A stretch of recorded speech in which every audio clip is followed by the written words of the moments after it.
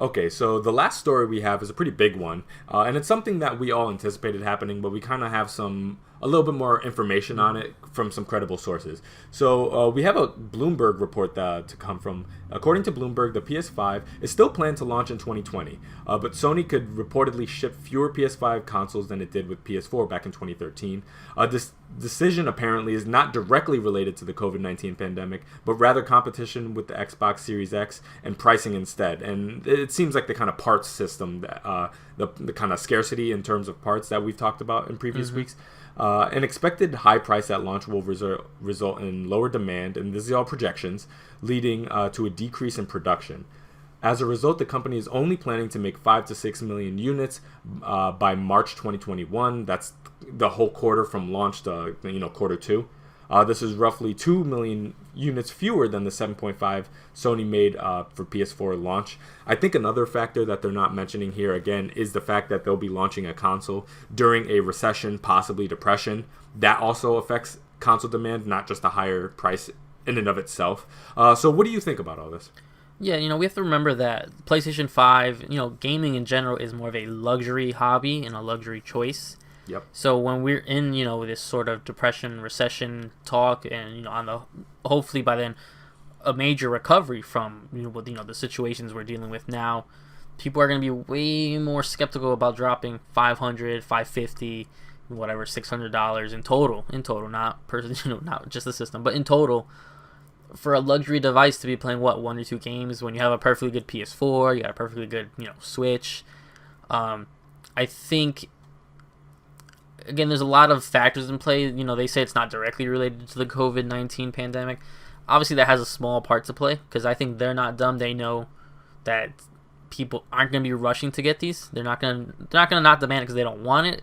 It's going to be more of a wait and see, going to hope for a deal or buy it used. And, there's the people who always say, oh, I let the first people buy because launch systems are always bad. That's going to convince some people because they are going to be worried about their $500 to $600 investment. I think it's, expectations and all these speculations are always weird from companies and their stockholders when they do these kind of things, because you never know. You never know with it. Honestly, they expected nobody to want the PS4 camera, and then when the PS4 came out, everybody wanted a camera. So, that's just a small device. So imagine the whole console that they expect, not many people are going to demand it. But what happens when people start demanding it? What happens when you never know when you have a killer app that's going to just move systems? Microsoft, Bill Gates and all them, they didn't know Halo was going to be that big. I know they talk about they knew they had this Ace card. They had no idea that Halo was going to be moving systems. So you never know when your console's really going to hit a stride. I mean, Switch right now hit such a stride due to the situation we're in and people can't find them. I look just for fun sometimes, and the Switches are nowhere, and the demands are high, and you're getting scalpers and stuff like that. So it causes more problems that I think they're not worrying about. They're not making these consoles because, like you said, it's probably more of the manufacturing side where the parts are expensive. They might be already trying to replace what they can. Some of this stuff has to go into super pre-production already, and the circuit, boards and all that kind of stuff have to start being processed in already. So they might be already looking to do a cheaper thing. My guess is we probably will get a PS5 Slim / Pro way sooner than we did previously because of how expensive these systems are going to come out the door. Again, like I was saying, this is a luxury item.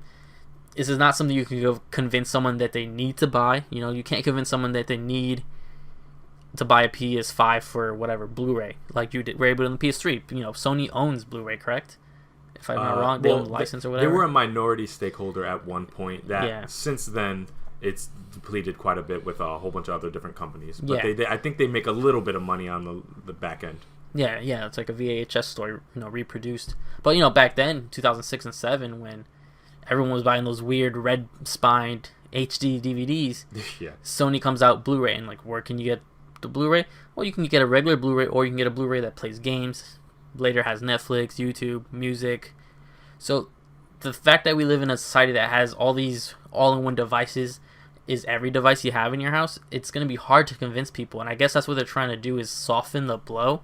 If we only make this many systems and we can sell them by the end of the year, or we can sell them by March 2021, then it's going to look good because we're getting on what we produced and what we sold. So I guess they're just trying to keep their numbers, again, for the stockholders and all those people. They're trying to keep the numbers like level. They don't want to make 10 million consoles and only sell 2 million, and then you end up in a worse situation, especially in the time we live in. But I know, people are expecting the high price, and I don't know what people are shocked by.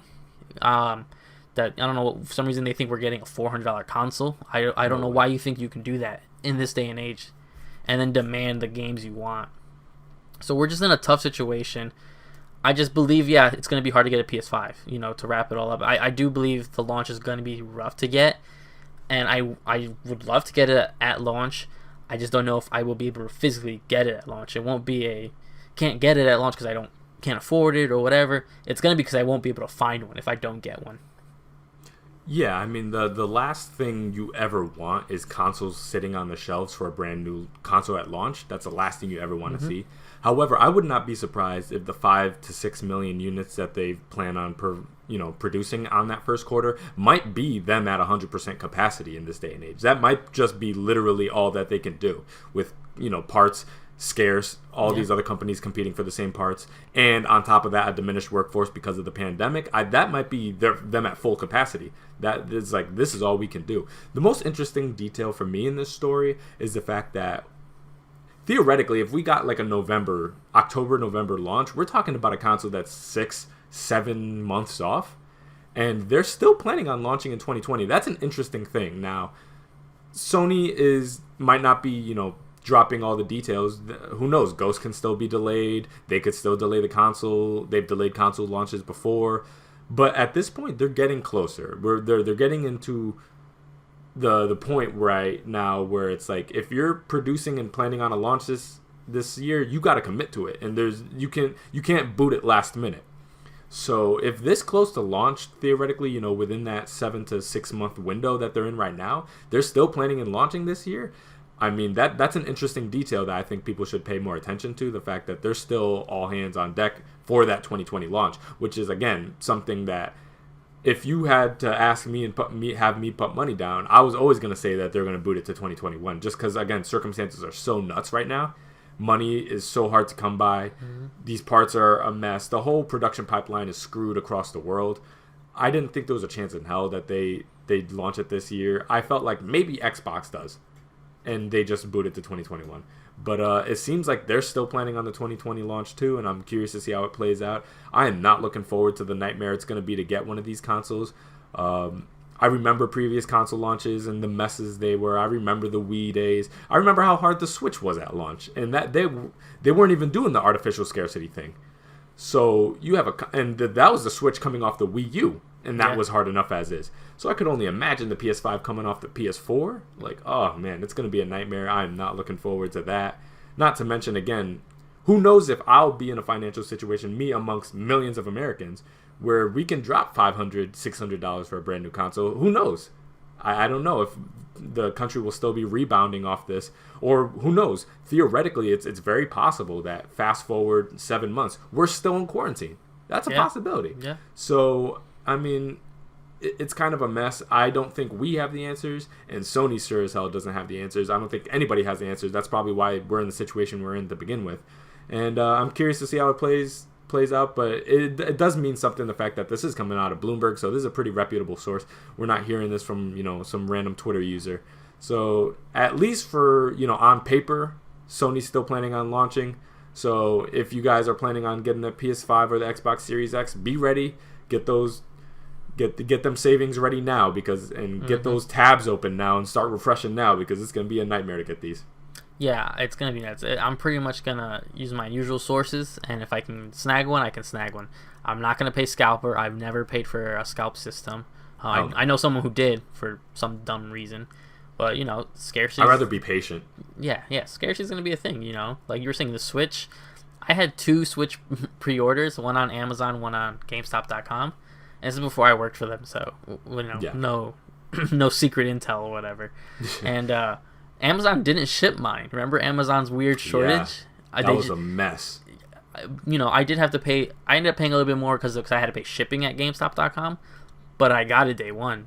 Amazon had no problem sending me my extra Joy-Cons and my 1-2 Switch or whatever I bought through Amazon. But they were like, yeah, we don't have your Switch. And I had to go through Target. Yeah, that's just weird. I've never not just walked into GameStop, got the system, or Walmart, and get the system and walk out. But I guess that is a thing you do when you are trying to be an early adopter, and we like to discuss it. So obviously we want to get our hands on it as consumers, as not paid insiders or whatever. We want to see it from a consumer stance what the system has. So obviously we would love to get it as soon as possible. There's going to be factors, again, personal factors. What if for some reason my job in the fall redoes this quarantine again just to be safe, or lawsuit, whatever it is, and I just can't afford it, You never know what's going to happen in those 6 months, which is why, we keep saying it. I truly believe that Microsoft and Sony should just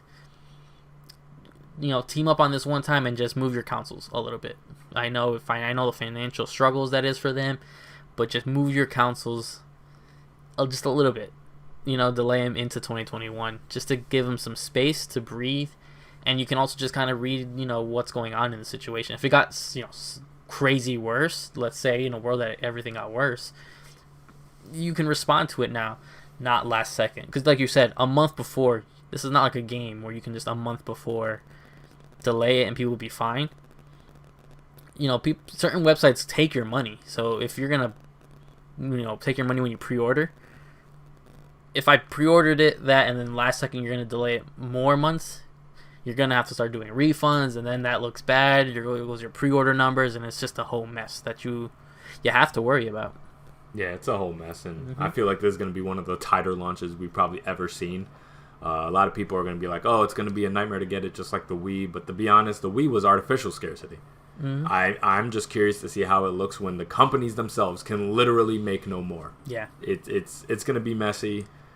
This is unprecedented. We've never had a tight launch with also people tight on money. So that kind of double whammy, I'm not looking forward to it necessarily, and I wish it wasn't the case. There's so many good games that are still slated for 2020 that I feel like they could easily punt it into 2021, and there's not going to be this massive drought of lack of new content. But I mean, hey, if they want to launch, I'm going to do my due diligence and try my best to get my hands on this console, but it's not something I'm looking forward to, and I think a lot of people are going to run into a lot of issues, and the scalpers are going to get involved, and you guys thought the NES Classic was going to be hard to get? Like, oh, I could only imagine. I could only imagine. Yep.